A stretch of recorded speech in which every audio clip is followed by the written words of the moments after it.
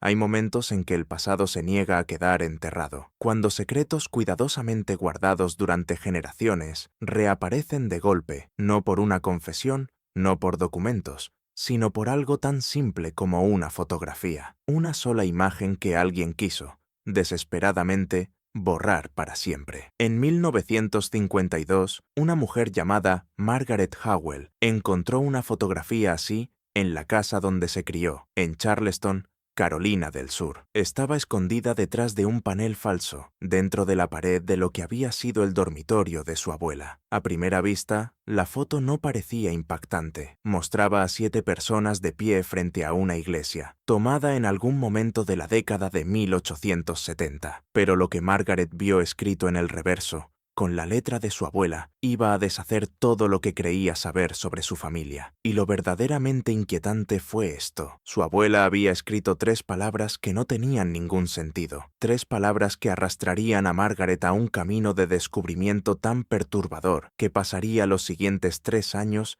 intentando entender qué había estado ocultando su abuela, y cuando por fin logró encajar las piezas, tomó la misma decisión que su abuela había tomado 80 años antes. Volvió a esconder la fotografía, esta vez dejando una carta que explicaba por qué. Lo que Margaret descubrió no era solo un secreto familiar, era un borrado de la verdad meticulosamente orquestado, una conspiración de silencio que había costado vidas, y un dilema moral que la perseguiría hasta sus últimos días. Charleston, Carolina del Sur, en la primavera de 1952, era una ciudad atrapada entre 2 mundos. La vieja guardia aún se aferraba a recuerdos de antes de la guerra, celebrando fiestas en jardines de mansiones que se caían a pedazos y hablando en voz baja sobre cómo eran las cosas. Mientras tanto, una nueva generación avanzaba, restauraba casas históricas, modernizaba negocios y, con mucho cuidado, con muchísimo cuidado, empezaba a cuestionar las historias que les habían contado sobre el pasado. Margaret Howell pertenecía a ese segundo grupo. Con 41 años,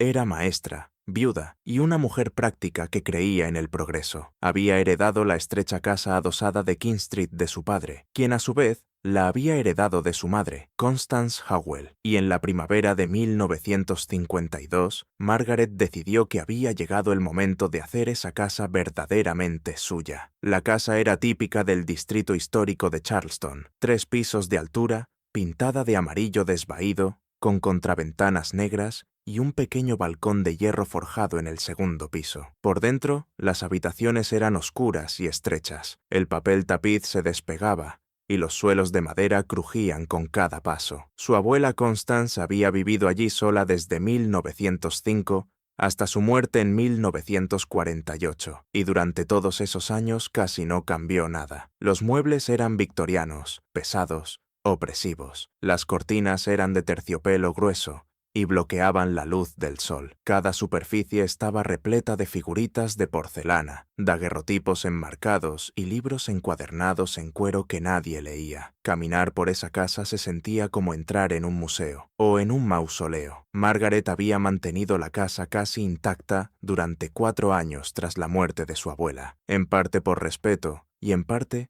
porque estaba demasiado ocupada llorando a su marido, que había muerto en la guerra. Pero para 1952 ya estaba lista para un cambio. Contrató a un constructor local, un hombre llamado Robert Fletcher, y le dijo que quería remodelar el segundo piso, empezando por lo que había sido el dormitorio de Constance. El dormitorio estaba al fondo de la casa, con vista a un patio estrecho lleno de camelias y jazmines crecidos sin control. Era una habitación modesta, de unos 12 por 14 pies, con techo alto y una sola ventana. Las paredes estaban cubiertas de un papel tapiz verde oscuro que se había apagado hasta volverse un tono oliva enfermizo, y el revestimiento de madera en la mitad inferior estaba combado y manchado por el agua. Margaret quería arrancarlo todo. Quería luz, aire y algo que se sintiera como el siglo XX. Robert y su ayudante, un joven llamado Danny, comenzaron el trabajo un lunes por la mañana a principios de abril. Margaret estaba en la escuela, dando clase a su grupo de 5º grado, cuando Robert la llamó durante el almuerzo. Su voz sonaba extraña, cautelosa, casi incómoda. «Señora Howell,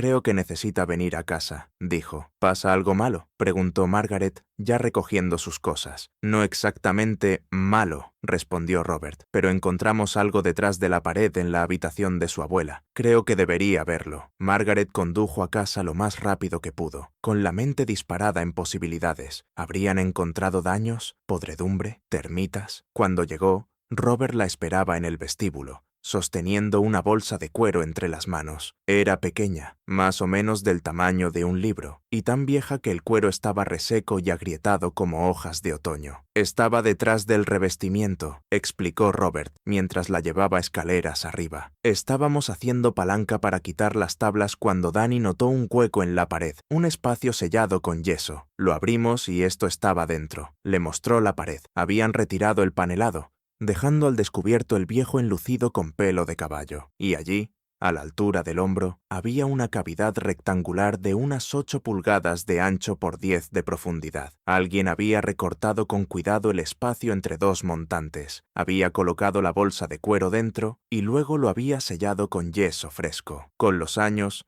el yeso envejeció y se mezcló con el resto de la pared, volviéndose invisible. Si Robert no hubiera quitado el revestimiento, nadie habría sabido jamás que existía. Margaret tomó la bolsa. Pesaba más de lo que esperaba, y dentro se sentía algo sólido. Le temblaron un poco las manos al abrir el broche de latón, tan ennegrecido por el óxido que casi parecía negro, y mirar adentro. Había una fotografía montada sobre cartón grueso, y debajo, una hoja de papel doblada. Primero sacó la fotografía. Era un retrato formal, hecho por un profesional, con 7 personas alineadas frente a un edificio sencillo de madera. La foto era de tono sepia, descolorida por el tiempo, pero aún lo bastante clara como para distinguir los rostros. Las 7 personas eran negras, 4 hombres y 3 mujeres, vestidas con sus mejores prendas. Los hombres llevaban abrigos oscuros, a algunos les quedaban grandes o mal, y las mujeres llevaban vestidos sencillos de cuello alto. Permanecían muy rectos, muy inmóviles, con esa solemnidad típica de las fotos antiguas, cuando el tiempo de exposición era largo y cualquier movimiento podía arruinar la imagen. Pero había algo más en sus caras, algo que Margaret no lograba nombrar. Una intensidad, una vigilancia. Parecían personas que tenían algo importante que decir. Margaret dio vuelta a la fotografía. En el reverso, grabadas en letras doradas en relieve, aparecían estas palabras: Thomas J. Wearing, retratos y daguerrotipos, 127 Meeting Street, Charleston, SC, 1872, y debajo, con una letra que Margaret reconoció al instante como la de su abuela, había 3 palabras escritas en tinta negra ya desvaída. Ellos saben lo que pasó. Un escalofrío le recorrió la espalda. Allí estaba, en el dormitorio vacío de su abuela, sosteniendo una foto escondida en una pared durante al menos 50 años, quizá más, mirando 7 rostros y 3 palabras que no significaban nada. «Señora Howell», la voz de Robert la sacó de sus pensamientos. «¿Sabe quiénes son esas personas?» Margaret negó lentamente con la cabeza. «No, nunca había visto esta fotografía. No sé quiénes son». Desdobló el papel que venía en la bolsa junto a la foto. Era un recibo, escrito en elegante cursiva,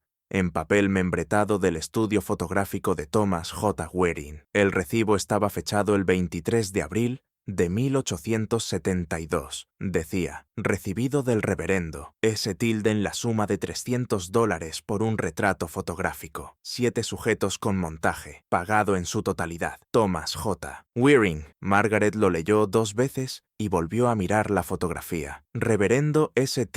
No reconocía el nombre, pero alguien, presumiblemente su abuela, había considerado esa foto lo bastante importante como para esconderla, lo bastante importante como para sellarla detrás de una pared donde nadie la encontrara jamás. Robert se aclaró la garganta. «¿Seguimos trabajando, señora Howell, o quiere que lo dejemos por hoy?» «Sigan», dijo Margaret, ausente, sin apartar los ojos de la foto. «Yo estaré abajo, por si me necesitan». Bajó al salón, se sentó en una de las viejas sillas victorianas y estudió la fotografía durante largo rato. Miró cada rostro, intentando memorizarlos. El hombre del extremo izquierdo era alto y delgado, con el cabello encanecido y la cara surcada de líneas profundas. A su lado, una mujer de edad parecida, de rostro redondo y unos ojos que parecían mirar directamente a la cámara, directamente a Margaret, a través de 80 años. Luego, un hombre más joven, de hombros anchos,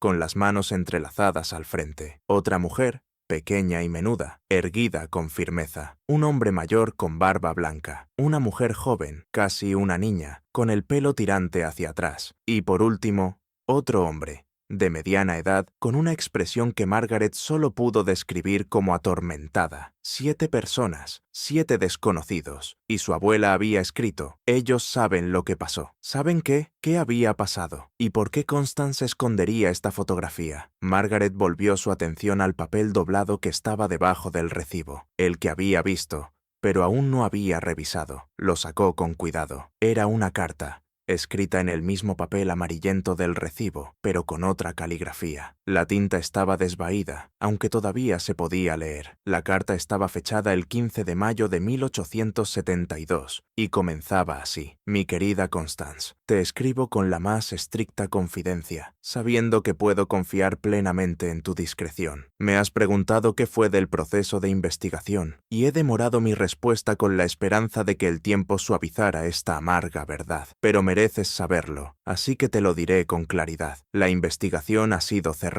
No se presentarán cargos. El sheriff ha declarado que no hay evidencia que respalde las acusaciones hechas por las 7 personas que se presentaron. El asunto está terminado. Sé que esta noticia te dolerá, como me ha dolido a mí. Las dos sabemos lo que tu padre te confesó antes de morir. Las dos sabemos que esas acusaciones no eran falsas, pero conocer la verdad y poder probarla son cosas distintas, sobre todo cuando la verdad se refiere a hechos ocurridos en el caos de la guerra, en una propiedad que ya no existe en su forma original y que involucra a personas cuyo testimonio no recibe el peso que merece. Las 7 personas que llevaron este asunto adelante mostraron un valor enorme, arriesgaron mucho al hablar, pero han aprendido, como yo temía, que el coraje no siempre es recompensado. Les he aconsejado que dejen esto en reposo por su propia seguridad. Algunos ya se han marchado, los que permanecen están asustados. No puedo, en conciencia, aconsejarte que hables de esto públicamente. Demasiadas personas serían dañadas, tú incluida. El nombre de tu familia quedaría destruido. ¿Y para qué? Tu padre ha muerto. La propiedad está vendida. La guerra terminó. Debemos mirar al futuro, no al pasado. Pero comprendo por qué deseas conservar algún registro. La fotografía que hice arreglar, la que ahora tienes, puede servir para eso. Es prueba de que esas 7 personas existieron, de que se presentaron, de que lo intentaron. Quizá algún día,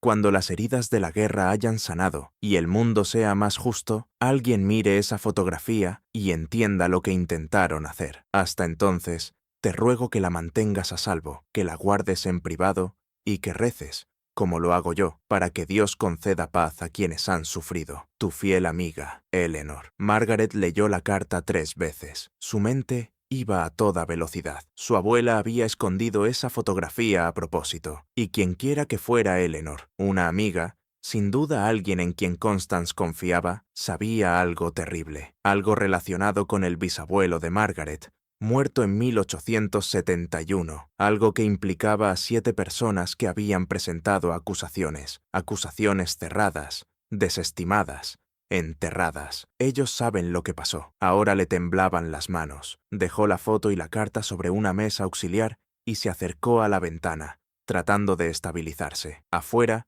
King Street seguía con su tráfico de la tarde, coches y peatones, el ritmo normal de la vida moderna. Pero dentro de esa casa, dentro de esa fotografía, había algo de otro mundo, un secreto que su abuela había guardado toda su vida. En ese instante, Margaret supo que iba a tener que descubrir qué era. Su primer impulso fue llamar a su madre. Sarah Howell tenía 83 años y seguía lúcida como una navaja. Había estado casada con el padre de Margaret, Richard Howell, el único hijo de Constance, y ella misma había vivido en la casa de King Street desde 1895 hasta 1920. Si alguien sabía algo sobre los secretos de Constance, sería Sarah. Pero cuando Margaret llamó y describió la fotografía y la carta, la respuesta de Sarah fue decepcionante. «Nunca oí nada de una fotografía», dijo Sarah al teléfono, con la voz chisporroteando por la estática. «Tu abuela era una mujer muy reservada. Margaret. No compartía asuntos familiares, ni siquiera conmigo, y te puedo decir con total honestidad que jamás la oí mencionar una investigación ni ninguna acusación. Si algo ocurrió antes de la guerra, o incluso justo después, Constance nunca habló de ello. ¿Y Eleanor?, preguntó Margaret. ¿Sabe quién podría ser? Hubo una pausa larga. Entonces Sarah dijo, había una Eleanor, o algo parecido, que Constance mencionaba a veces. Una amiga de cuando era joven, pero no creo haberla conocido nunca. Puede que muriera antes de que yo entrara en la familia. Lo siento, querida. Ojalá pudiera ayudarte más. Margaret le dio las gracias y colgó. Se sentó en la mesa de la cocina, rodeada por la fotografía, la carta y el recibo, e intentó pensar con lógica. Era maestra, creía en la investigación, en la evidencia y en un método sistemático. Si quería entender qué significaba esa fotografía, tenía que partir de lo que sabía y avanzar hacia afuera. ¿Qué sabía? Que 7 personas habían presentado acusaciones en 1872, que esas acusaciones involucraban al bisabuelo de Margaret, Charles Howell, que se había abierto una investigación y luego se había cerrado, que un ministro, el reverendo S. Tilden, había pagado por una fotografía de esas 7 personas, y que Constance, la abuela de Margaret, había escondido la foto en una pared, junto con una carta de alguien llamada Eleanor. Margaret decidió empezar por el fotógrafo, Thomas J. Wearing. Si su estudio había estado en Meeting Street en 1872, quizá existieran registros. Charleston tenía una sociedad histórica y guardaban archivos de antiguos negocios. Al día siguiente, después de la escuela, Margaret condujo hasta el edificio de la Charleston Historical Society, en Church Street. Era una gran mansión antigua convertida en oficinas y salas de archivo. Margaret habló con la bibliotecaria, una mujer llamada Dorothy Simmons, que usaba gafas gruesas y tenía fama de saberlo todo sobre la historia de Charleston. Cuando Margaret explicó lo que buscaba, los ojos de Dorothy se iluminaron. ¿Thomas Wearing? Oh, sí, fue uno de los fotógrafos más prolíficos de Charleston durante la era de la reconstrucción. Sus registros son bastante completos.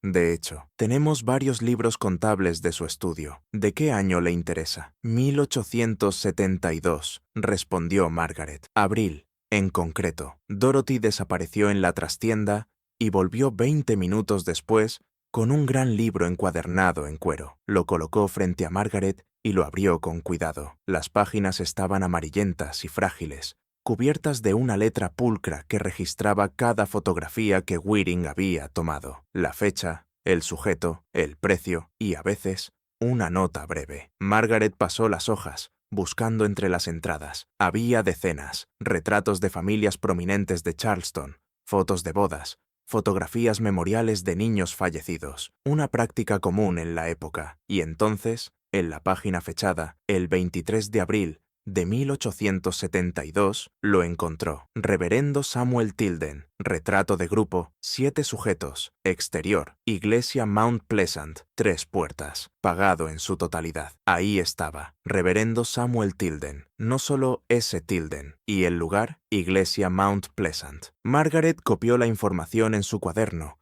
con el corazón latiéndole con fuerza. ¿Sabe algo de la iglesia Mount Pleasant?, preguntó a Dorothy. Dorothy frunció el ceño, pensativa. Hay varias iglesias con nombres parecidos en la zona, pero si esto fue en 1872 y un reverendo encargó una foto de 7 personas, yo diría que era una iglesia de libertos. Después de la guerra, se fundaron muchas iglesias pequeñas, creadas por y para la comunidad negra. Muchas estaban en zonas rurales, fuera de Charleston. Algunas ya no existen. ¿Cómo podría averiguar más sobre el reverendo Tilden?, preguntó Margaret. Registros de iglesia, respondió Dorothy. Algunos están aquí, en nuestros archivos. Otros los conservan las iglesias mismas, si todavía existen. Pero debo advertirle, los registros de ese periodo, sobre todo los de iglesias negras, suelen estar incompletos. Muchos se perdieron o fueron destruidos. Margaret le dio las gracias y pasó las siguientes 3 horas revisando archivos. Encontró referencias a varias iglesias con variaciones del nombre Mount Pleasant, pero ninguna encajaba con claridad. Halló listas de ministros que habían servido en el área de Charleston durante la década de 1870, pero no aparecía ningún Samuel Tilden. Estaba a punto de rendirse por ese día cuando Dorothy regresó con otro libro. «Se me ocurrió algo», dijo Dorothy. «Tenemos registros de la Freedmen's Bureau, la agencia federal que se creó tras la guerra para ayudar a personas recién liberadas de la esclavitud a adaptarse a la libertad. Guardaban registros detallados de escuelas, iglesias y organizaciones comunitarias. Déjeme ver si hay algo sobre un reverendo Tilden». Abrió el libro y empezó a hojear. Esos registros eran distintos: informes manuscritos, cartas, listas tipo censo con nombres y ocupaciones. Y entonces, a mitad del volumen, Dorothy se detuvo. «Aquí», dijo, señalando una entrada fechada en marzo de 1870. «Reverendo Samuel Tilden, ministro, Mount Pleasant African Methodist Episcopal Church, ubicada aproximadamente a 18 millas al oeste de Charleston, cerca de la antigua plantación Fairmont. Tamaño de la congregación, aproximadamente 40 familias». A Margaret se le cortó la respiración. Fairmont, ese era el nombre de la antigua propiedad de su familia, la plantación que se había vendido después de la guerra. Fairmont era propiedad de su familia, ¿verdad?, preguntó Dorothy con cautela. «Sí», dijo Margaret. «Se vendió en 1869. Nunca he ido. Ni siquiera sé si queda algo». Dorothy la miró un largo momento. «Margaret, no quiero entrometerme, pero si está investigando algo que involucra la plantación de su familia y a un grupo de 7 personas en 1872, debería saber que la reconstrucción fue una época muy difícil. Pasaron muchas cosas de las que luego nadie hablaba, muchas heridas que nunca sanaron». Margaret sostuvo su mirada. «Necesito saber qué pasó. Sea lo que sea, necesito saberlo». Dorothy asintió despacio. «Entonces, le sugiero que consulte los registros del sheriff del condado de esa época. Si hubo una investigación, tiene que haber un registro. Se guardan en el juzgado». El Charleston County Courthouse era un edificio imponente en Broad Street, con altas columnas blancas y escalinatas de mármol. Margaret había pasado frente a él 1000 veces, pero nunca había entrado. Fue a la tarde siguiente, después de la escuela, y pidió ver los registros de 1872. El empleado, un hombre mayor con gesto aburrido, la condujo a una sala de sótano con olor a humedad, llena de estanterías metálicas. Las baldas estaban repletas de cajas, cada una etiquetada con un año y una categoría: casos criminales, casos civiles, disputas de propiedad, investigaciones. Margaret encontró la caja rotulada «Investigaciones, 1872», y la llevó a una mesa pequeña en un rincón. Dentro había decenas de expedientes, cada uno una carpeta delgada con unas pocas páginas de notas manuscritas. Los revisó uno por uno: disputas menores, denuncias de robo, conflictos por límites de terreno, y entonces, casi al fondo de la caja, encontró una carpeta titulada «Investigación sobre Fairmont Estate, abril de 1872». El expediente era más delgado de lo que esperaba, apenas 3 páginas. La primera era un registro formal, escrito con la letra cuidadosa de alguien entrenado en documentación legal. Condado de Charleston,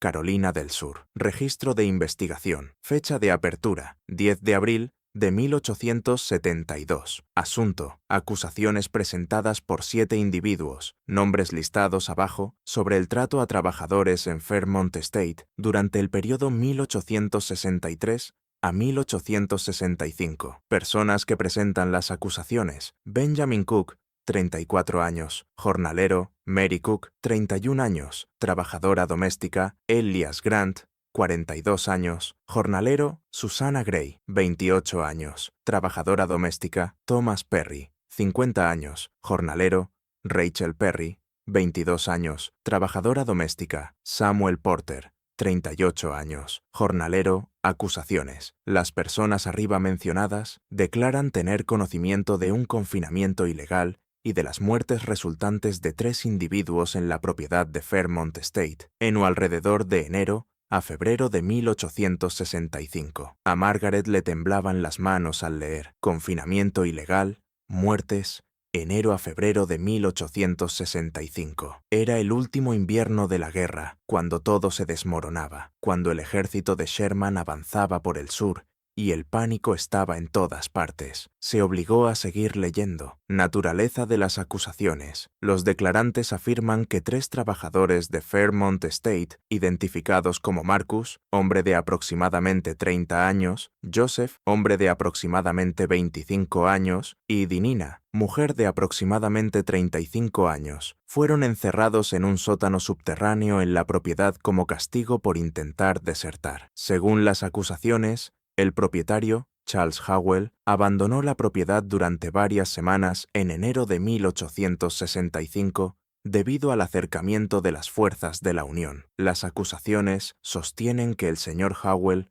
no liberó a las 3 personas encerradas antes de marcharse y que, al regresar en febrero de 1865, las encontró fallecidas. Las acusaciones añaden que el señor Howell se deshizo de los restos y destruyó evidencia del confinamiento. Margaret tuvo que dejar de leer. Bajó el expediente y se llevó las manos a la cara. 3 personas encerradas en un sótano, olvidadas, abandonadas para morir. Respiró hondo varias veces y aún así se obligó a continuar. Investigación realizada. El sheriff James Rutherford visitó el antiguo emplazamiento de Fairmont Estate el 15 de abril de 1872. La propiedad ha cambiado de dueño desde los hechos en cuestión y ha sido alterada de manera significativa. La casa principal permanece, pero las construcciones auxiliares han sido retiradas o se han venido abajo. No se encontró evidencia de un sótano subterráneo. El propietario actual, el señor Henry Davidson,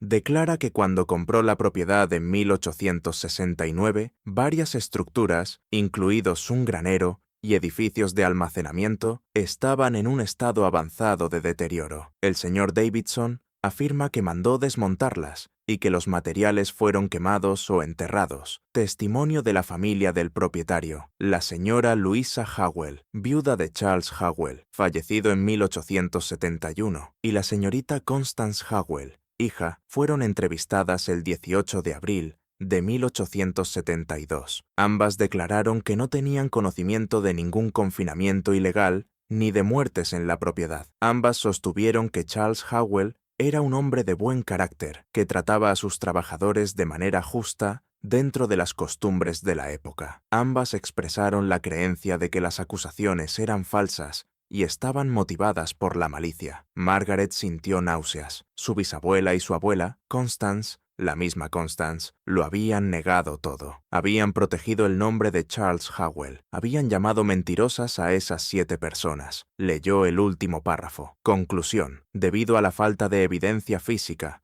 al paso de 7 años desde los hechos alegados, a la muerte del acusado, Charles Howell, y al testimonio contradictorio, esta investigación se cierra sin hallazgos. No se presentarán cargos. Asunto concluido el 3 de mayo de 1872. Sheriff James Rutherford. Margaret permaneció mucho tiempo en el sótano del juzgado, con la mirada fija en esas 3 páginas. 7 personas habían dado un paso al frente con un relato espantoso. Se lo habían jugado todo para decir la verdad, y la investigación había sido desestimada. Sin evidencia. Caso cerrado. ¿Pero por qué? Si no había evidencia, ¿por qué Constance escondió la fotografía? ¿Por qué guardó la carta de Eleanor? ¿Por qué escribió «Ellos saben lo que pasó» en el reverso? Porque era verdad, comprendió Margaret. Porque Charles Howell se lo había confesado a su hija antes de morir. Porque Constance sabía que esas 7 personas decían la verdad. Y aún así, mintió. Margaret devolvió el expediente a su caja con sumo cuidado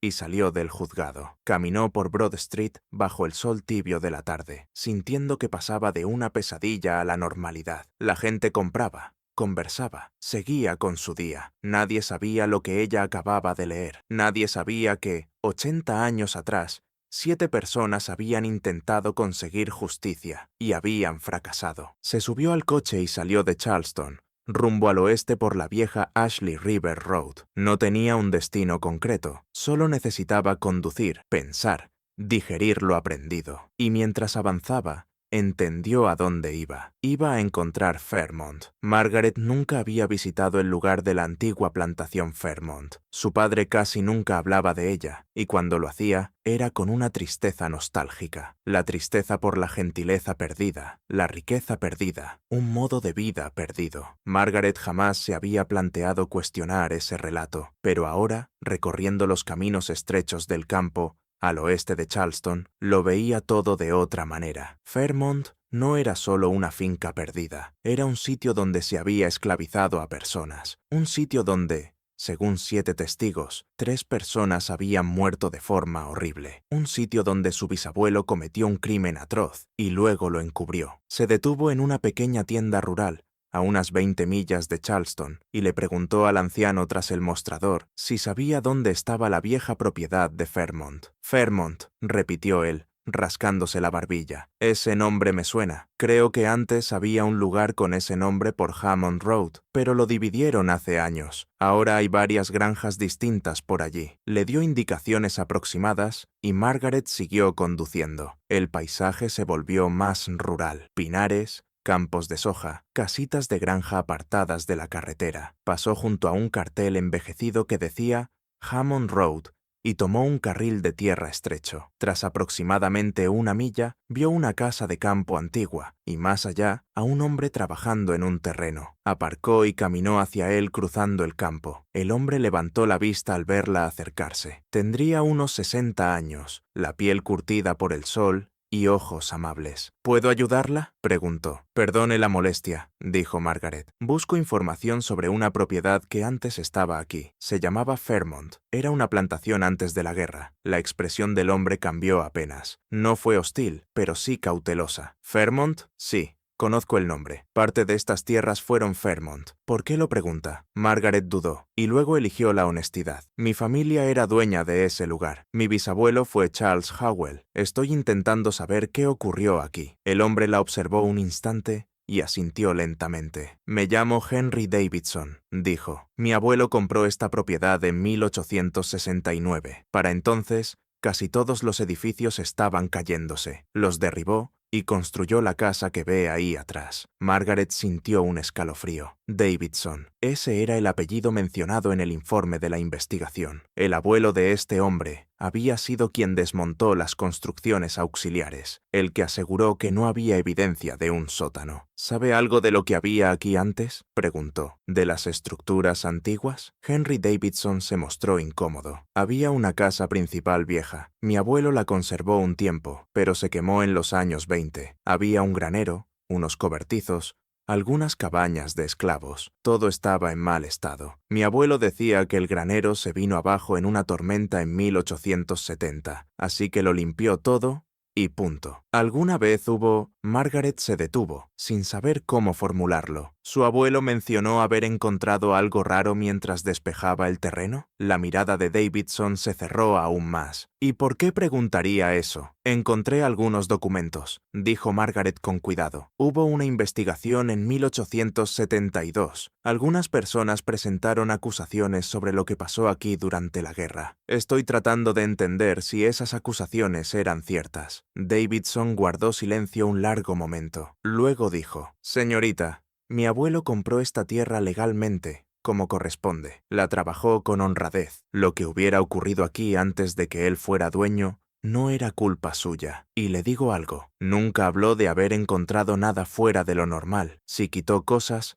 fue porque había que volver la tierra utilizable, pero la manera en que lo dijo hizo que Margaret sintiera que estaba ocultando algo. «Señor Davidson», dijo ella, «no he venido a causar problemas. No estoy acusando a su familia de nada. Solo intento entender qué ocurrió. Si sabe algo, lo que sea, le agradecería que me lo dijera». Davidson se quitó los guantes de trabajo y se secó la frente con la manga. «De acuerdo», dijo, «pero esto no sale de mi propiedad, ¿entendido? No quiero que el apellido de mi familia se vea arrastrado por algo que pasó hace 80 años. «Lo entiendo», dijo Margaret. «Mi padre me contó una historia una vez», continuó Davidson. «Él era apenas un niño cuando ocurrió, quizá 8 o 9 años, pero se le quedó grabado. Debió de ser hacia 1872, no mucho después de que mi abuelo comprara el lugar. Vinieron unas personas desde Charleston para hacer preguntas. Mi abuelo habló con ellas. No sé qué les dijo, pero después estaba raro. Mi padre decía que mi abuelo fue a donde había estado el granero y pasó horas escarbando entre los escombros. Nunca dijo qué estaba buscando. Y esa noche,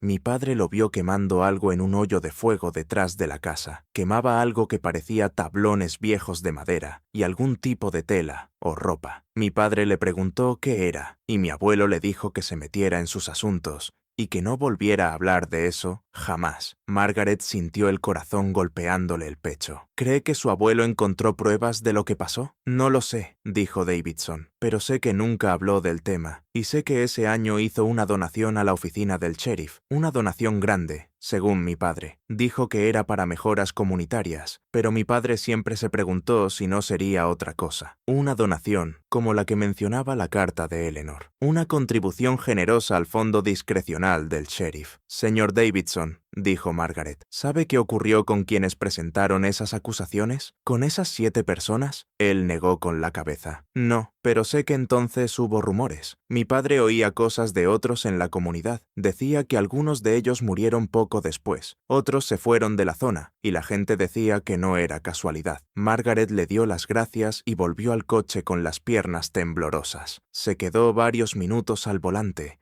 intentando procesar lo que acababa de escuchar. El abuelo de Henry Davidson había encontrado algo, lo había destruido, y había pagado al sheriff para que mirara hacia otro lado. Y después, los 7 testigos empezaron a morir. Necesitaba saber más sobre esas 7 personas. Necesitaba saber qué les había pasado. Margaret pasó las 2 semanas siguientes sumergida en investigación. Fue a la biblioteca de Charleston, a la Sociedad Histórica y a la Oficina de Registros del Condado. Revisó censos, certificados de defunción, escrituras y periódicos antiguos. Poco a poco, dolorosamente, empezó a reconstruir las vidas de las 7 personas de la fotografía. Benjamin Cook había nacido esclavizado en la plantación Fairmont alrededor de 1838. Tras la emancipación, se quedó en la zona, trabajando como aparcero en una parcela a unas 5 millas de la antigua finca. Se casó con Mary, que también había sido esclavizada en Fairmont, y tuvieron 2 hijos. Margaret encontró el certificado de defunción de Benjamin,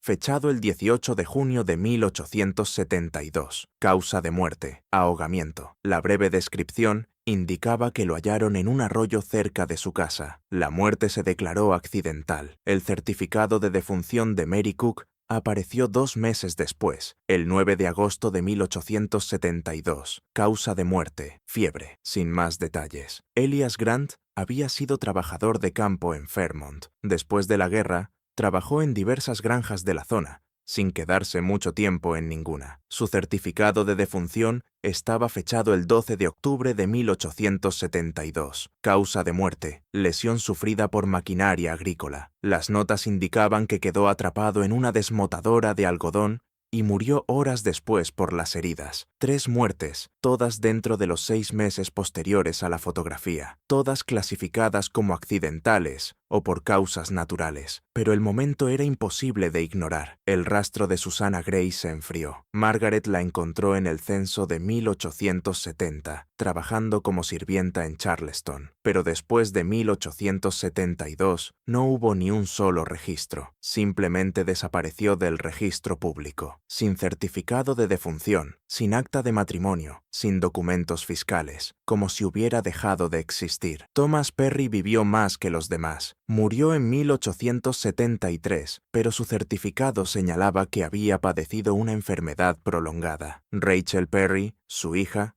también desapareció de los registros después de 1872, igual que Susanna Gray. Y luego estaba Samuel Porter. Margaret encontró su nombre en varios documentos que se extendían por casi una década tras la fotografía. Había trabajado como jornalero en Charleston, viviendo en diferentes pensiones. Pero había algo extraño en los registros. A partir de 1873, varios documentos se referían a él como el jornalero mudo Samuel Porter. Margaret halló una mención suya en el registro de pacientes del Charleston Almshouse, donde pasó sus últimos años antes de morir en 1881. Junto a su nombre, alguien había escrito, sordo y mudo, incapaz de comunicarse. Margaret se quedó mirando esa anotación durante mucho tiempo. Samuel Porter había declarado en abril de 1872. Para 1873 era mudo. No podía demostrar que alguien le hubiera hecho algo, pero la implicación era escalofriante. 7 personas intentaron decir la verdad. En menos de un año, 3 estaban muertas. 2 habían desaparecido. Una se apagaba lentamente y una había perdido la voz. Margaret sabía que debía encontrar descendientes. Si alguien podía confirmar lo ocurrido, serían las familias de esas 7 personas. Empezó por los Cook, porque eran los mejor documentados. Tras 3 días buscando entre registros de nacimiento y matrimonio, por fin encontró una pista. Un hombre llamado Robert Cook, en el censo de 1950, viviendo en North Charleston. Figuraba con 74 años.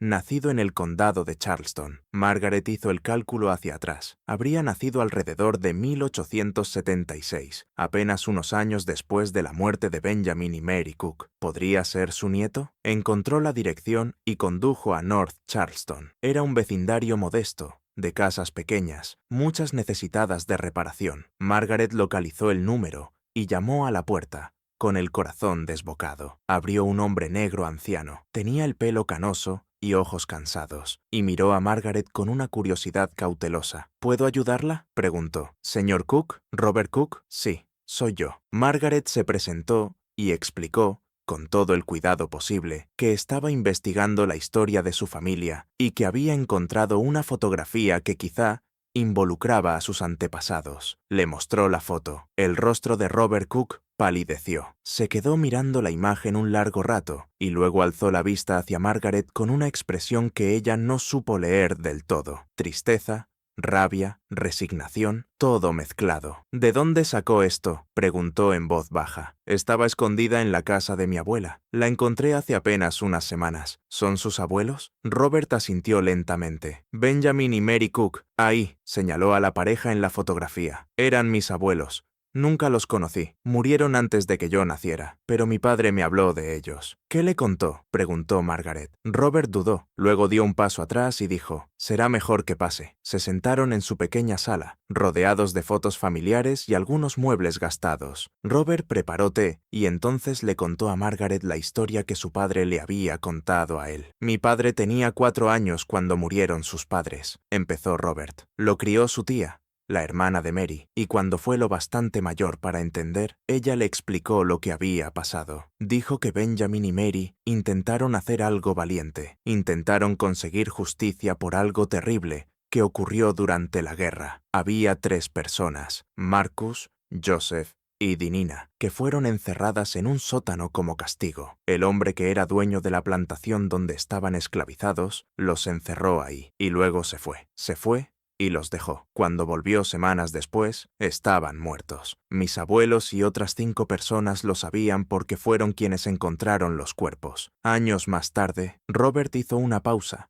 con las manos temblándole levemente alrededor de la taza. Intentaron contárselo a las autoridades. Fueron al sheriff, dijeron la verdad. ¿Y sabe qué pasó? Nada. Cerraron la investigación. La familia White lo negó todo. Y luego la gente empezó a morir. Mi abuelo se ahogó. Mi abuela enfermó y murió. Otros desaparecieron o murieron en accidentes. La tía de mi padre estaba convencida de que no era accidental. Decía que había personas que querían asegurarse de que esos 7 testigos jamás volvieran a hablar. ¿Sabe quiénes?, preguntó Margaret, aunque ya temía la respuesta. Robert la miró fijamente. La tía de mi padre nunca dijo nombres, pero dejó claro que era gente con poder, gente con conexiones con la familia del dueño de la plantación, gente capaz de hacer que las cosas pasaran sin ensuciarse las manos. Una ola de vergüenza le subió a Margaret. Su familia, su bisabuelo cometió el crimen, y su familia organizó el encubrimiento. Silenciaron a los testigos, destruyeron pruebas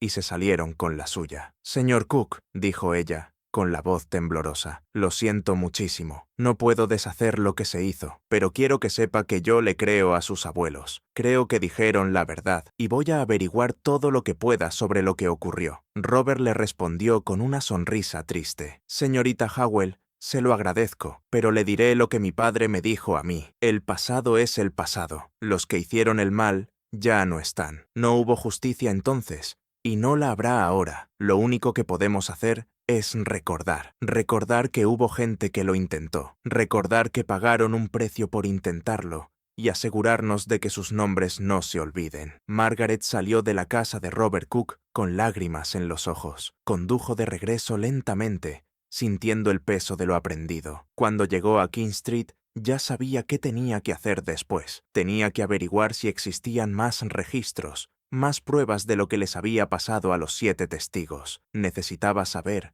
con exactitud cómo los habían silenciado. Si has seguido esta investigación tan de cerca como yo, probablemente estés sintiendo la misma mezcla de tristeza y rabia que sintió Margaret. Esta es una de esas historias que nos recuerdan que el pasado no es realmente pasado. Siempre está con nosotros, moldeando quiénes somos y en qué nos convertimos. Si esta historia te está resultando significativa, tómate un momento para darle like y suscribirte al canal, para no perderte investigaciones futuras como esta. Estas historias importan, estas voces importan, y compartirlas ayuda a mantener viva la memoria. La investigación de Margaret tomó un giro más oscuro. Empezó a mirar no solo las muertes de los 7 testigos, sino también a las personas que tenían el poder y el motivo para silenciarlos. Empezó por el sheriff, James Rutherford, quien había conducido la investigación y la había cerrado con tanta rapidez. Los registros de Rutherford eran escasos, pero Margaret encontró algo llamativo en los archivos de periódicos locales. En julio de 1872, apenas 2 meses después de cerrar el caso Fairmont, el sheriff Rutherford compró una propiedad importante en el centro de Charleston, un edificio comercial cuyo valor era muy superior a lo que su salario anual permitía. En ese momento nadie se sorprendió, pero ahora Margaret lo veía de otra forma. Parecía un pago por servicios prestados. También halló registros de donaciones a la campaña de reelección de Rutherford en 1872. Entre los donantes aparecía alguien identificado solo como LH, iniciales que coincidían con Louisa Howell, la bisabuela de Margaret. La donación era sustancial, $50, el equivalente a varios meses de salario para una persona trabajadora en esa época. Margaret sintió un vacío en el estómago. Su familia no solo había defendido la reputación de Charles Howell, habían pagado para enterrar la investigación, y quizá habían pagado por algo más. Necesitaba encontrar a la autora de la carta, Eleanor. La carta que Margaret había hallado con la fotografía estaba firmada solo como Eleanor, sin apellido, pero contenía suficientes pistas como para que Margaret creyera posible identificarla. Estaba escrita con familiaridad y compasión, lo que sugería una amistad estrecha con Constance. Y Eleanor conocía detalles de la investigación, lo que indicaba que había estado involucrada de algún modo. Margaret volvió a la Sociedad Histórica y pidió ayuda a Dorothy Simmons. Busco a una mujer llamada Eleanor, que fue amiga de mi abuela, Constance Howell, a principios de la década de 1870. Constance habría tenido 19 o 20 años entonces. Eleanor parece haber sido alguien con conocimiento de asuntos locales, quizá vinculada a la comunidad de libertos o al trabajo de iglesia. Dorothy lo pensó un momento. Durante la reconstrucción, hubo bastantes mujeres blancas que hicieron trabajo misionero o caritativo con la comunidad de libertos. Era una de las pocas formas aceptables para que mujeres educadas participaran en asuntos públicos. Déjeme revisar los registros de las sociedades benéficas que estaban activas en los años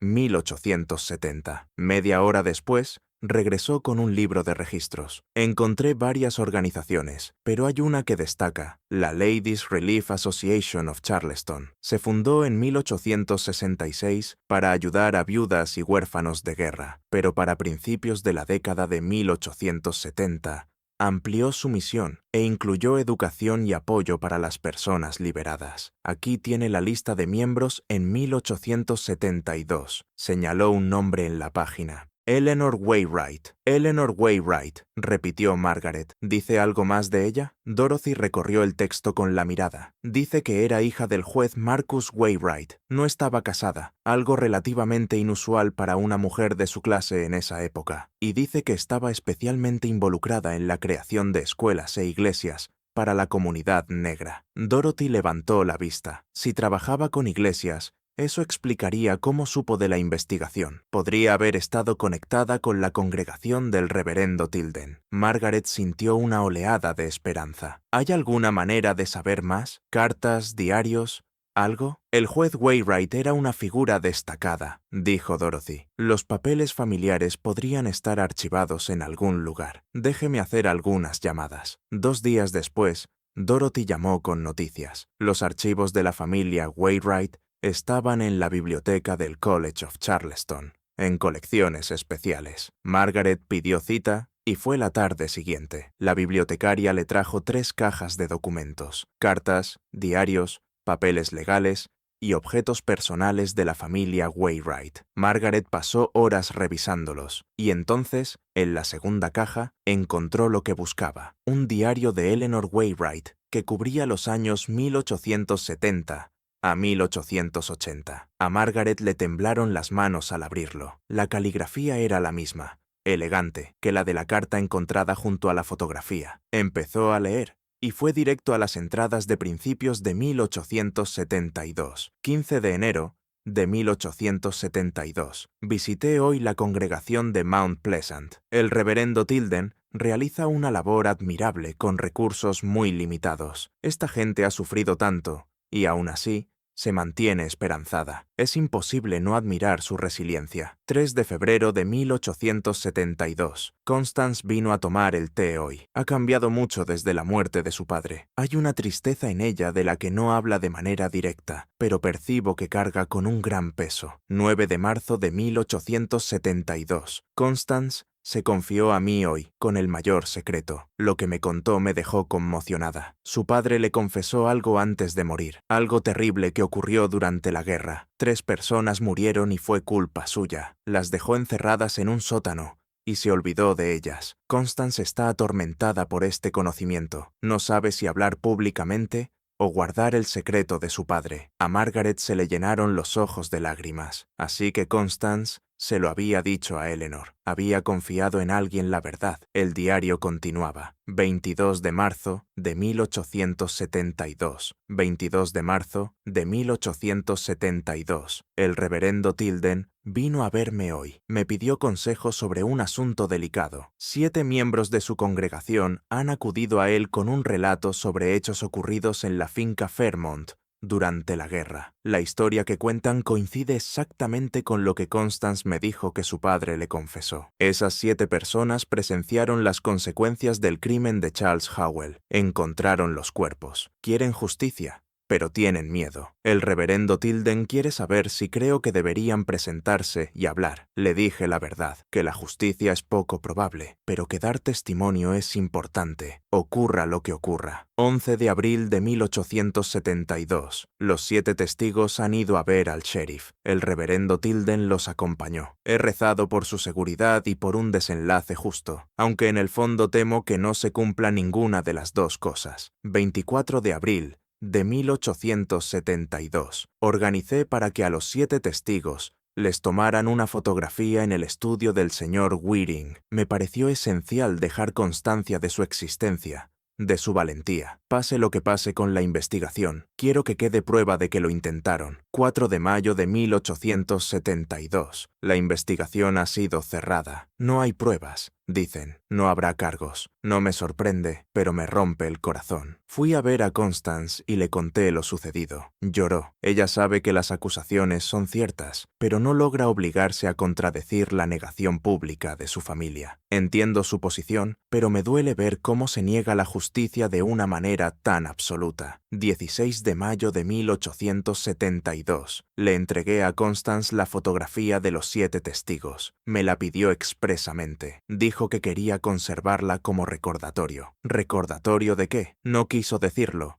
pero creo que desea no olvidar que hubo personas que conocían la verdad e intentaron decirla, aunque el mundo se negara a escuchar. 20 de junio de 1872. Noticias terribles. Benjamin Cook se ha ahogado. Constance vino a verme presa del pánico. Cree que no fue un accidente. Cree que su familia está detrás, aunque no tenga pruebas. Le dije que debía ser cuidadosa, que acusar sin evidencias solo la pondría en peligro, pero comparto sus sospechas. 12 de agosto de 1872. Mary Cook ha muerto. Fiebre, dicen. Constance volvió a venir. Está casi histérica de culpa. Cree que están matando a los testigos uno por uno. Me suplicó que la ayudara. Pero, ¿qué puedo hacer yo? No tengo poder ni influencia más allá de mi modesta labor benéfica. Le aconsejé que mantuviera la fotografía escondida, que no dijera nada, que se protegiera. 15 de octubre de 1872. Elias Grant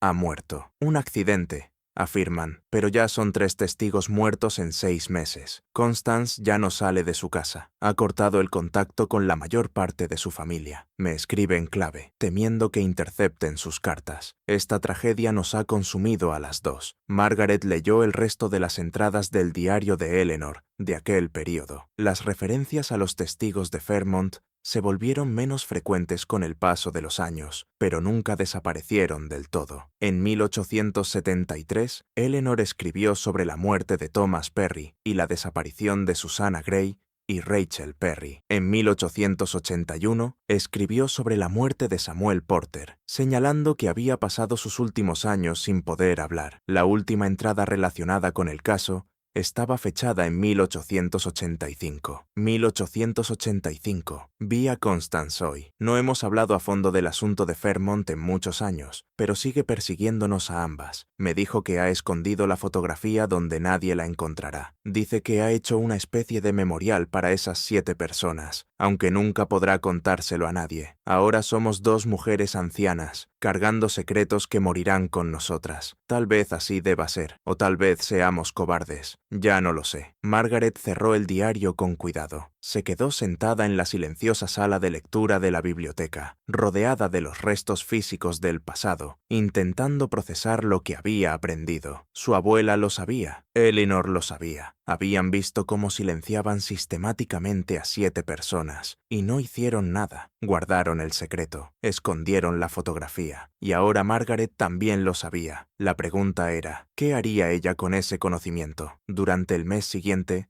Margaret vivió en un estado de ansiedad constante. No podía dormir, no podía concentrarse en sus clases. Cada vez que miraba la fotografía, todavía sobre la mesa de la cocina, exactamente donde la había dejado, veía 7 rostros mirándola de vuelta, exigiéndole algo que no estaba segura de poder dar. Intentó hablar con su amiga, una colega maestra llamada Catherine, sin revelar la historia completa. Lo planteó como una hipótesis. Si descubrieras que tu familia hizo algo terrible hace mucho tiempo, ¿lo harías público? ¿Destruirías la reputación de tu familia para honrar la verdad? Catherine lo pensó un instante y luego dijo, no lo sé. Supongo que depende de si hacerlo público serviría realmente de algo. Si todos los implicados están muertos, si ya no queda nadie a quien castigar o compensar, ¿para qué? Solo estarías lastimando a personas inocentes, a los descendientes que no tuvieron nada que ver. Margaret asintió, pero esa respuesta no la dejó satisfecha, porque sí había descendientes. Había personas como Robert Cook,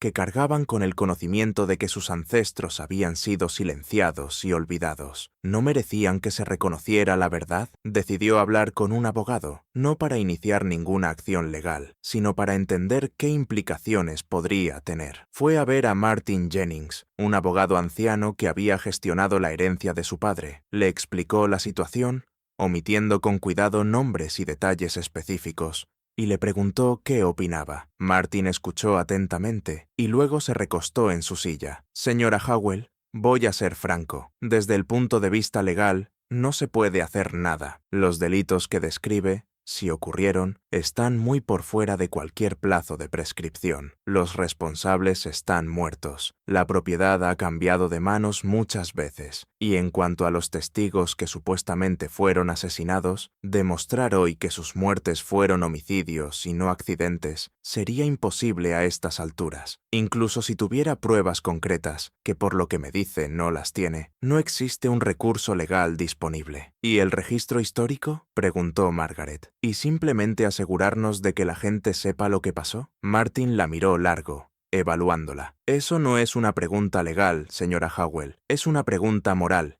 y no puedo responderla por usted. Pero le diré esto. Si decide hacerlo público, debe estar preparada para las consecuencias. El apellido de su familia quedará asociado a un crimen terrible. Sus hijos tendrán que vivir con eso, y habrá personas, muchas, que le dirán: «Estás traicionando a tu propia familia sin ninguna buena razón». Margaret salió de su despacho más confundida que nunca. Pasó días luchando con la decisión, sopesando los argumentos de ambos lados. Por un lado, la verdad importaba, la justicia importaba. Esos 7 testigos merecían ser recordados, y lo que les hicieron merecía ser condenado. Por el otro, hacerlo público dañaría a personas inocentes, a sus propios hijos, a su familia extendida, incluso a la familia Davidson, cuyo abuelo había ayudado a destruir pruebas. Y entonces, una tarde, mientras Margaret estaba sentada en el dormitorio de su abuela, mirando el hueco de la pared donde había estado escondida la fotografía, tuvo una revelación repentina. No era la primera persona en enfrentar ese dilema. Constance ya lo había enfrentado, y Eleanor también. Las dos habían peleado con la misma elección imposible: decir la verdad y causar daño, o callar y proteger a los inocentes. Habían elegido el silencio, pero también habían elegido preservar la evidencia. Sí, escondieron la fotografía, pero no la destruyeron. Escribieron cartas y entradas de diario que documentaban lo sucedido. Crearon un registro que algún día podría ser descubierto por alguien lo bastante valiente como para hacer lo que ellas no pudieron. Dejaron la decisión en manos del futuro, y ahora Margaret era ese futuro. Ella era la persona a la que Constance y Eleanor, sin ser plenamente conscientes, habían estado confiando esta decisión, y comprendió que no tenía por qué elegir lo mismo que ellas. Podía decidir distinto, pero también podía decidir igual, y si lo hacía, no sería por cobardía, sería porque entendía, como ellas habían entendido, que a veces proteger a los vivos es más importante que honrar a los muertos. Margaret pasó 3 semanas más investigando, documentando y organizando todo lo que había encontrado. Preparó un expediente completo, copias de los certificados de defunción, el informe de la investigación, extractos del diario de Eleanor, la fotografía y su propio relato escrito de la investigación. Incluyó el testimonio de Robert Cook y todo lo que Henry Davidson le había contado. Era un registro íntegro de lo ocurrido en Fairmont en 1865, del encubrimiento en 1872 y del silenciamiento de los 7 testigos. Y entonces tomó su decisión. En un día frío de diciembre de 1954, Margaret Howell se sentó a la mesa de su cocina y escribió una carta. La dirigió a quien corresponda. Comenzaba así: «Mi nombre es Margaret Howell y soy la bisnieta de Charles Howell, quien fue dueño de la plantación Fairmont, cerca de Charleston, Carolina del Sur. En abril de 1952, descubrí una fotografía que había estado oculta dentro de las paredes de la casa de mi abuela durante al menos 50 años. Esa fotografía mostraba a 7 personas que, en 1872, se presentaron para denunciar un crimen terrible. Esta carta es mi intento de explicar lo que aprendí sobre ese crimen, sobre esas 7 personas, y sobre por qué estoy tomando la decisión que estoy tomando». Escribió durante horas, detallándolo todo: el hallazgo de la fotografía, su investigación, la indagación oficial, las muertes de los testigos, la conspiración de silencio. Escribió sobre Constance y Eleanor, sobre su conflicto moral y sobre su elección de ocultar la verdad. Y luego escribió sobre su propio dilema: «He pasado meses intentando decidir qué hacer con esta información. Si lo hago público, el apellido de mi familia quedará destruido. Mis hijos crecerán bajo la sombra de lo que hizo su tatarabuelo. La gente nos juzgará por crímenes que no cometimos. ¿Y con qué propósito? Todos los directamente involucrados están muertos. No hay justicia que impartir, solo dolor que infligir a los vivos. Pero si me quedo callada, soy cómplice del encubrimiento. Permito que se borre la memoria de 7 personas valientes. Estoy diciendo que proteger la reputación de mi familia es más importante que honrar la verdad. No puedo tomar esa decisión a la ligera». Y así, eligió un camino intermedio. En la carta, Margaret explicó su plan. No lo haría público de inmediato, no entregaría la información a periódicos ni a historiadores. En su lugar, sellaría todo: la fotografía, los documentos, la carta, en un paquete que no se abriría hasta después de su muerte. Depositaría ese paquete en una cámara bancaria, con instrucciones explícitas de que, cuando ella falleciera, se entregara a la Sociedad Histórica de Charleston. Llegado ese momento, historiadores y descendientes podrían decidir qué hacer con la información, pero para entonces habría pasado el tiempo suficiente como para que el daño inmediato a sus hijos fuera menor. Sé que esto es un compromiso, escribió. Sé que significa que no estoy siendo tan valiente como podría, pero he llegado a entender algo que mi abuela entendió, que en situaciones como esta no existen elecciones perfectas, solo existen decisiones que reducen el daño mientras preservan la posibilidad de la verdad. Quiero que la verdad se conozca algún día. Quiero que Benjamin Cook, Mary Cook, Elias Grant, Susanna Gray, Thomas Perry, Rachel Perry y Samuel Porter sean recordados. Quiero que la gente sepa que intentaron hablar, que pagaron un precio terrible por su valentía y que el sistema les falló. Pero también quiero proteger a mis hijos de cargar con el peso de pecados que no cometieron. Por eso dejo esta decisión en manos del futuro. Algún día, cuando yo ya no esté y mis hijos sean adultos y lo bastante fuertes para soportar las tormentas que vengan, este paquete se abrirá, y quien lo abra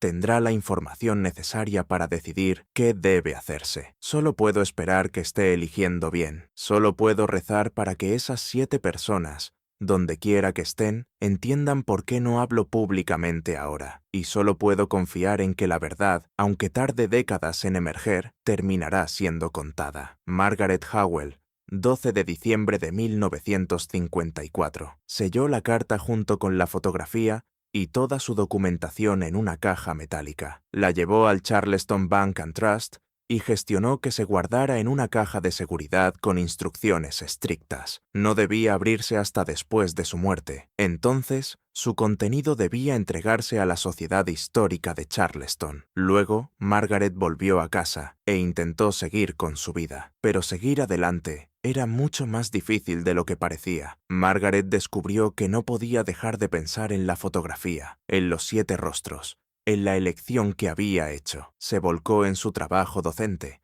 en criar a sus 2 hijos, en las rutinas ordinarias del día a día. Pero por la noche, cuando la casa estaba en silencio, se quedaba despierta preguntándose si había hecho lo correcto. Volvió a visitar a Robert Cook. Le contó con cuidado que lo había documentado todo y que, algún día, cuando ella ya no estuviera, la verdad se haría pública. Robert la escuchó en silencio y luego asintió. «Se lo agradezco, señora Howell», dijo. «Es más de lo que haría la mayoría. Y le diré algo. No la culpo por no hacerlo público ahora. Tiene hijos en quienes pensar. Mis abuelos también tenían hijos. Por eso fueron tan cuidadosos con lo que dijeron, incluso cuando sabían que estaban en peligro. Todos hacemos lo que podemos para proteger a nuestras familias. Es la naturaleza humana». Sus palabras le dieron a Margaret algo de consuelo, pero no lo suficiente como para borrar del todo su culpa. Pasaron los años. Margaret siguió enseñando. Sus hijos crecieron, fueron a la universidad, hicieron sus vidas. Se volvió a casar en 1960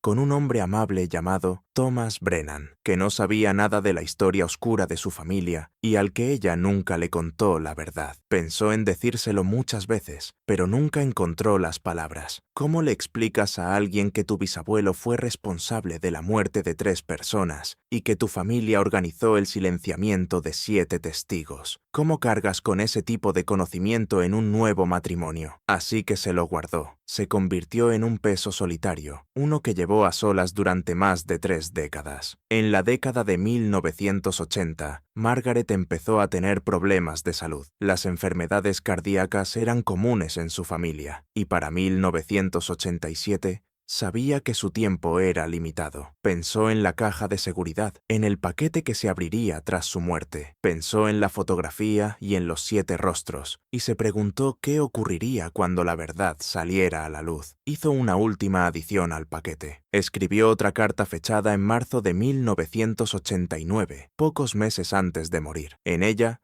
reflexionaba sobre su elección y sobre si aún creía que había sido la correcta. «Soy una mujer mayor ya, enfrentando el final de mi vida», escribió, «y todavía no sé si tomé la decisión correcta. Protegí a mis hijos. Sí, crecieron sin el estigma de los crímenes de su tatarabuelo, pero también permití que una injusticia terrible permaneciera oculta durante décadas más de lo necesario. A veces me pregunto si Benjamin Cook Mary Cook, Elias Grant, Susanna Gray, Thomas Perry, Rachel Perry y Samuel Porter pueden perdonarme mi cobardía, porque eso fue al final, cobardía disfrazada de prudencia. Pero también espero que quien lea esto entienda que sí preservé la verdad. Me aseguré de que, eventualmente, se contara, e intenté, en la medida de mis limitaciones, honrar a esas 7 personas que mostraron valentía cuando yo no pude. Si usted está leyendo esto, ahora tiene una elección que hacer. Puede decidir si esta historia debe hacerse pública, si estos nombres deben ser recordados, si este capítulo de la historia merece ser contado. Dejo esa decisión en sus manos. Solo le pido que considere con cuidado, como lo hice yo, el costo de la verdad y el valor de la memoria. Margaret Howell Brennan, 15 de marzo de 1989. Margaret murió el 22 de julio de 1989. Tenía 78 años. Su funeral estuvo muy concurrido. Antiguos alumnos, colegas docentes, familiares, amigos. El obituario en el periódico de Charleston la describía como una educadora dedicada y una miembro querida de la comunidad. No se mencionó Fairmont, no se mencionó ninguna fotografía escondida, no se mencionó a 7 testigos. 3 meses después de su muerte, el albacea de su testamento siguió las instrucciones y se comunicó con el Charleston Bank and Trust sobre la caja de seguridad. El banco, a su vez, contactó a la Sociedad Histórica de Charleston, como Margaret había solicitado. El paquete fue entregado a la sociedad en octubre de 1989, la directora de la Sociedad Histórica en ese momento era una historiadora llamada la Doctora Patricia Williams,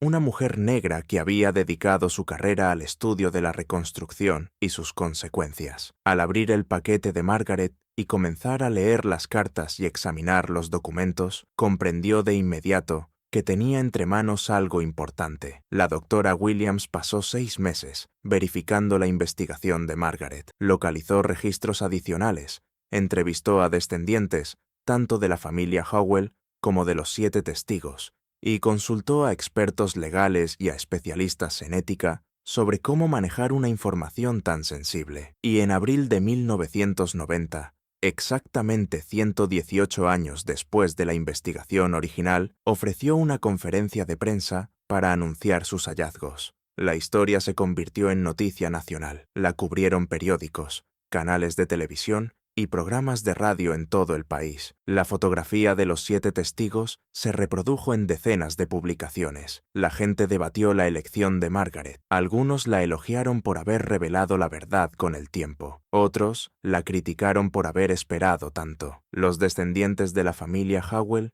quedaron horrorizados y furiosos. Algunos negaron por completo las acusaciones, otros emitieron comunicados cuidadosamente redactados, expresando pesar por cualquier sufrimiento que hubiera ocurrido en el pasado. Pero la respuesta más importante llegó de los descendientes de los 7 testigos. La doctora Williams logró localizar a familiares de los 7, incluido el hijo de Robert Cook, el bisnieto de Thomas Perry y parientes lejanos de Elias Grant y Susanna Gray. Los invitó a Charleston a un servicio conmemorativo para honrar a sus antepasados. El acto se celebró el 3 de mayo de 1991, exactamente 119 años después de que se hubiera cerrado la investigación original. Tuvo lugar en el sitio de la antigua Iglesia Metodista Episcopal Africana de Mount Pleasant, reconstruida en la década de 1920 y aún activa. Asistieron más de 300 personas. Hubo discursos, oraciones, cantos y testimonios. Se leyeron en voz alta los nombres de los 7 testigos, junto con los nombres de Marcus, Joseph y Dinina, las 3 personas que murieron en el sótano de Fairmont. La doctora Williams entregó a cada familia una copia enmarcada de la fotografía. También anunció que la Sociedad Histórica establecería una exposición permanente sobre el caso Fairmont, que incluiría la fotografía, las cartas de Margaret, extractos del diario de Eleanor y documentación de la investigación y sus consecuencias. La exposición se llamaría Voces de Conciencia, 7 testigos y el costo de la verdad. Y entonces llegó la parte más controvertida del servicio conmemorativo. La doctora Williams anunció que se erigiría un marcador histórico en el lugar de la antigua plantación Fairmont. El marcador no mencionaría a Charles Howell por su nombre, pero reconocería lo ocurrido allí y honraría a quienes intentaron sacar la verdad a la luz. El marcador se instaló en junio de 1991 en un terreno que entonces era parte de un parque del condado. Era de granito, de alrededor de 4 pies de altura, con una placa de bronce. La inscripción decía: en memoria de Marcus, Joseph y Dinina, que murieron aquí en enero a febrero de 1865, en memoria de Benjamin Cook, Mary Cook, Elias Grant, Susanna Gray, Thomas Perry, Rachel Perry y Samuel Porter, que dieron testimonio y pagaron el precio de su valentía. Que sus voces, por fin, sean escuchadas. El marcador provocó protestas de algunos miembros de las viejas familias de Charleston, que consideraban injusto conmemorar acusaciones no probadas. Hubo cartas al editor, llamadas furiosas a la sociedad histórica, e incluso una demanda para intentar retirar el marcador. Pero la demanda fracasó, y con el tiempo, la controversia se apagó. Hoy, el marcador sigue en pie. Grupos escolares lo visitan como parte de recorridos de historia local. Investigadores consultan la exposición de la sociedad histórica cuando estudian la reconstrucción y lo que vino después. Y cada año, el 3 de mayo,